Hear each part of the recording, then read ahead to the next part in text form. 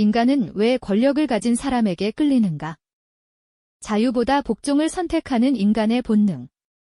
당신은 지금 자유롭습니까? 아마 대부분의 사람은 그렇다고 대답할 것입니다.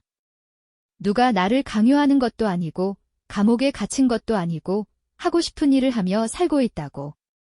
하지만 잠깐, 정말 그럴까요? 당신이 입는 옷은 누가 유행시킨 것입니까? 당신이 먹는 음식은 누구의 추천에서 시작된 것입니까? 당신이 지지하는 정치인은, 당신이 공감하는 뉴스는, 당신이 옳다고 믿는 생각은? 정말 당신 스스로 선택한 것입니까? 우리는 스스로 자유롭다고 믿습니다. 하지만 그 믿음 자체가 어쩌면 가장 정교한 형태의 지배일지도 모릅니다. 오늘 우리가 함께 들어가 볼 이야기는 바로 그 질문에서 시작됩니다. 인간은 왜 권력에 끌리는가? 왜 우리는 자유를 원한다고 말하면서도 스스로 복종을 선택하는가? 기원전 4세기 아테네의 한 철학자가 이 질문을 처음으로 꺼냈습니다. 그의 이름은 플라톤이었습니다. 그는 이런 이야기를 썼습니다. 깊고 어두운 동굴 안에 사람들이 살고 있습니다. 그들은 태어날 때부터 동굴 벽만 바라보도록 묶여 있습니다. 등 뒤에서는 불빛이 타오르고 누군가 인형처럼 사물을 들고 다니면 그 그림자가 벽에 비춥니다. 동굴 안의 사람들은 그 그림자가 세상의 전부라고 믿습니다. 그게 현실이라고 생각합니다. 어느 날 한 사람이 사슬에서 풀려납니다.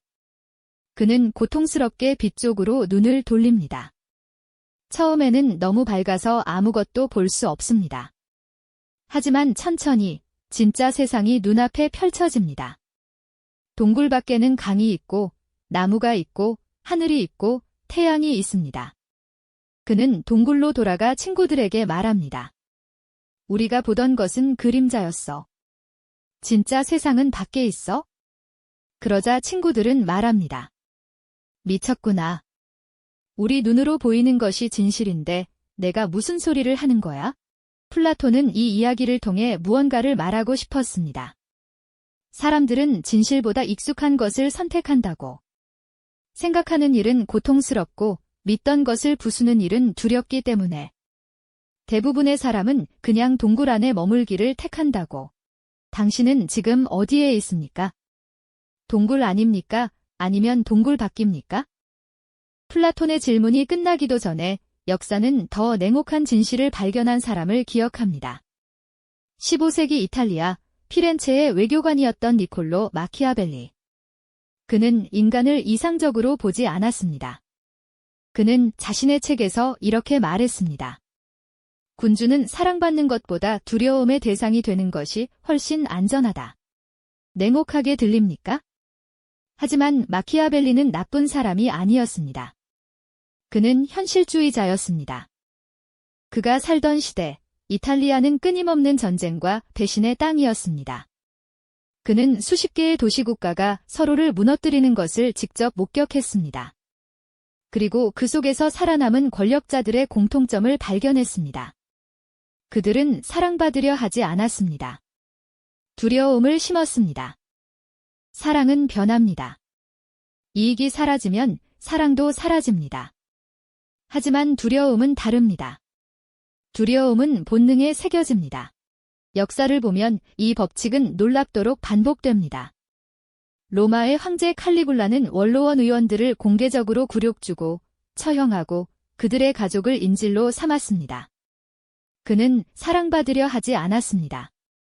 공포를 통해 충성을 강요했습니다. 그리고 그동안 아무도 반란을 꿈꾸지 못했습니다.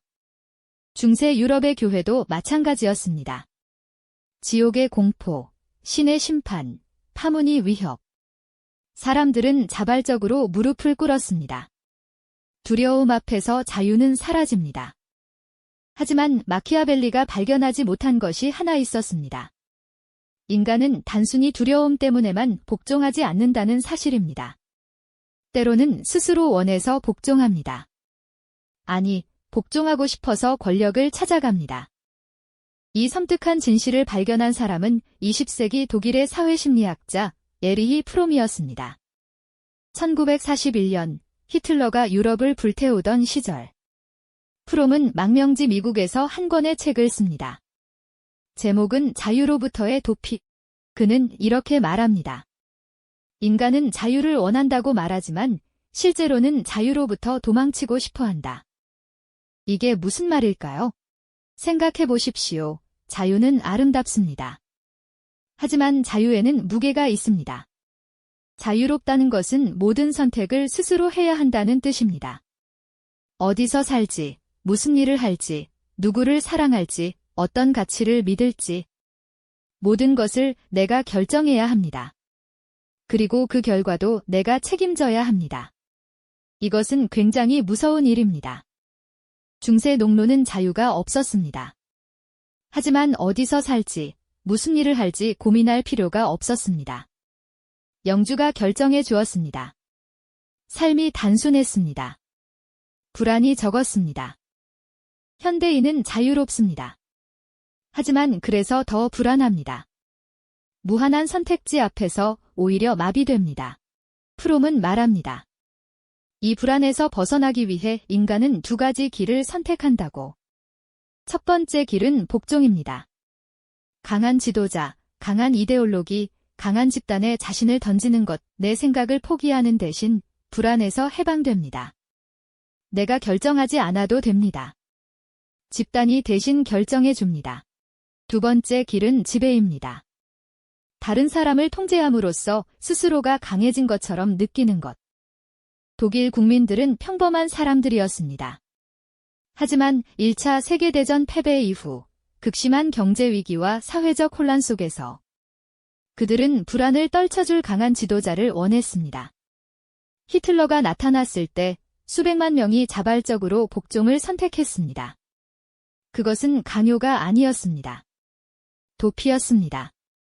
당신은 이 이야기가 먼 나라, 먼 시대의 이야기라고 생각합니까? 그렇지 않습니다. 이 메커니즘은 지금도 작동합니다. 경제가 나빠지고 미래가 불확실해지고 사회가 혼란스러울수록 사람들은 강한 지도자를 원합니다. 나를 이끌어줘. 나 대신 결정해줘. 내가 믿어야 할 적이 누군지 알려줘. 독재자는 혼자 만들어지지 않습니다. 대중이 함께 만듭니다. 역사는 이것을 반복해서 증명합니다. 나폴레옹은 프랑스 혁명의 혼란 속에서 탄생했습니다. 무솔리니는 1차 세계대전 이후 이탈리아의 분열 속에서 탄생했습니다. 히틀러는 대공황의 절망 속에서 탄생했습니다. 혼란이 깊을수록 강한 손을 원하는 욕망도 깊어집니다. 그리고 여기서 우리는 20세기 가장 중요한 철학적 경고를 만납니다. 독일계 유대인 철학자 한나 아렌트. 그녀는 2차 세계대전이 끝난 뒤 나치 전범 재판을 직접 취재했습니다. 아이히만이라는 이름의 남자가 피고석에 앉아 있었습니다. 그는 수백만 유대인을 죽음의 수용소로 보낸 행정 책임자였습니다. 아렌트는 그가 괴물일 것이라고 예상했습니다. 냉혹하고 잔인하고 광적인 반유대주의자일 것이라고. 하지만 법정에서 그녀가 본 것은 달랐습니다. 아이히만은 평범한 중년 남자였습니다. 그는 자신이 명령에 따랐을 뿐이라고 말했습니다. 명령을 잘 수행하는 것이 자신의 임무였다고. 자신은 나쁜 사람이 아니라 충실한 공무원이었을 뿐이라고. 그리고 놀랍게도 그 말은 사실이었습니다. 그는 특별히 사악한 인간이 아니었습니다. 그는 생각하지 않는 인간이었습니다. 아렌트는 이것을 자기 평범성지라고 불렀습니다. 악은 괴물에게서 나오지 않습니다. 생각하기를 멈춘 평범한 사람에게서 나옵니다. 명령에 따르고 집단을 따르고 권위를 의심하지 않는 사람에게서. 아렌트는 말합니다. 생각한다는 것은 단순히 지식을 쌓는 일이 아니라고. 내가 하는 일이 옳은가, 그른가를 스스로 판단하는 능력이라고. 그 능력을 포기하는 순간 인간은 도구가 된다고. 당신은 지금 스스로 생각하고 있습니까? 이 질문이 왜 중요한지 오늘날의 세상을 보면 더욱 분명해집니다. 우리 주변에는 과거와는 전혀 다른 형태의 권력이 있습니다. 눈에 보이지 않지만 어쩌면 역사상 가장 강력한 권력. 당신이 오늘 아침 스마트폰을 켰을 때 무엇이 가장 먼저 보였습니까? 누군가의 피드였을 것입니다. 알고리즘이 골라준 뉴스였을 것입니다. 당신이 좋아할 것이라고 계산된 영상이었을 것입니다. 알고리즘은 당신을 압니다. 당신이 무엇을 두려워하는지, 무엇에 분노하는지, 무엇을 동경하는지. 그리고 그것을 끊임없이 보여줍니다. 당신의 감정을 자극해서 화면에 더 오래 머물도록 만듭니다. 이것은 지배입니다. 하지만 당신은 느끼지 못합니다. 왜냐하면 강요하지 않으니까요. 당신이 자발적으로 클릭하게 만드니까요. 19세기 프랑스의 정치사상가 토크빌은 이런 말을 남겼습니다. 민주주의의 가장 큰 위험은 폭군이 아니라 부드러운 전제주의라고. 사람들이 작은 즐거움에 빠져 있는 동안 아무도 모르게 자유가 사라지는 것이라고. 지금 우리가 살고 있는 세상이 바로 그 모습 아닐까요? SNS는 우리에게 연결을 줬지만 동시에 비교의 감옥을 만들었습니다. 인플루언서들은 새로운 권위자가 되었습니다. 수십만, 수백만 명이 그들의 말을 따릅니다. 그들이 추천하면 삽니다. 그들이 비판하면 비난합니다. 미디어는 우리에게 정보를 주지만 동시에 프레임을 씌웁니다. 어떤 사건을 어떻게 보느냐를 결정하는 것은 당신이 아닙니다. 뉴스를 편집하는 누군가입니다. AI는 우리에게 편리함을 주지만 생각하는 능력을 조금씩 빼앗습니다. 검색하지 않아도 답이 나옵니다.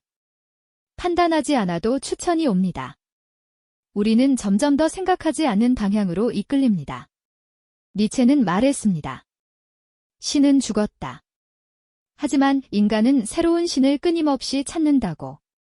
종교의 신이 사라진 자리를 이제는 알고리즘이, 미디어가, 거대 기업이, 카리스마적인 지도자가 채우고 있습니다. 쇼펜하우어는 말했습니다. 인간의 의지는 스스로 자유롭다는 환상을 만들어내지만 실제로는 보이지 않는 힘들에 의해 끌려간다고. 그 보이지 않는 힘을 인식하는 것이 지혜의 시작이라고. 그렇다면 어떻게 해야 할까요? 답은 단순합니다. 하지만 쉽지 않습니다. 스스로 생각하는 것. 이것이 수천 년 철학이 내린 결론입니다. 진정한 자유는 하고 싶은 것을 마음껏 하는 것이 아닙니다. 그것은 방종입니다. 진정한 자유는 스스로 생각하는 능력입니다. 내가 왜 이것을 믿는가? 이 생각은 어디서 온 것인가? 나는 지금 누구의 프레임으로 세상을 보고 있는가? 이 질문들을 멈추지 않는 것, 그것이 아렌트가 말한 생각하는 인간의 태도입니다. 플라톤의 동굴에서 나온 사람처럼 눈이 부셔도 밖을 보려는 용기. 프롬이 말한 진정한 자유, 불안을 도피하지 않고 직면하는 자유. 이것은 어렵습니다. 외롭습니다. 집단에서 이탈하면 불안합니다. 모두가 같은 방향을 볼 때 혼자 다른 방향을 보는 것은 두렵습니다. 하지만 역사는 말합니다. 변화는 언제나 그 불편함을 견딘 사람들로부터 시작되었다고. 소크라테스는 아테네의 모든 믿음에 질문을 던졌습니다. 그리고 독배를 마셨습니다. 하지만 그의 질문은 2500년이 지난 지금도 살아 있습니다. 갈릴레오는 지구가 태양 주위를 돈다고 말했습니다. 종교 권력은 그를 가뒀습니다. 하지만 진실은 결국 이겼습니다. 평범한 사람들도 마찬가지입니다. 2차 세계대전 속 점령된 유럽에서 유대인을 숨겨준 이웃들이 있었습니다. 그들은 명령에 따르지 않았습니다. 스스로 생각했습니다. 이것이 옳고 저것이 그르다고. 그리고 행동했습니다. 인간은 권력에 끌립니다. 그것은 본능입니다.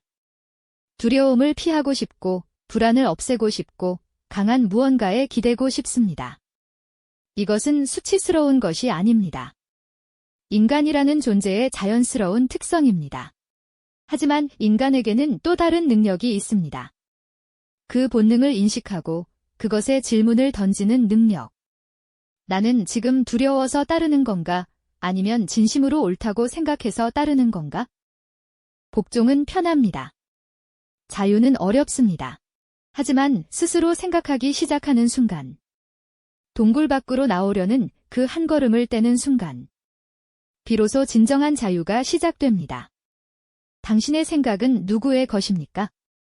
지금 이 질문을 스스로에게 던질 수 있다면 이미 당신은 그 여정을 시작한 것입니다. 이 영상이 도움이 되셨다면 좋아요와 구독 부탁드립니다. 여러분의 응원이 제게 큰 힘이 됩니다. 다음 영상에서도 더 유용한 내용을 공유하겠습니다. 감사합니다.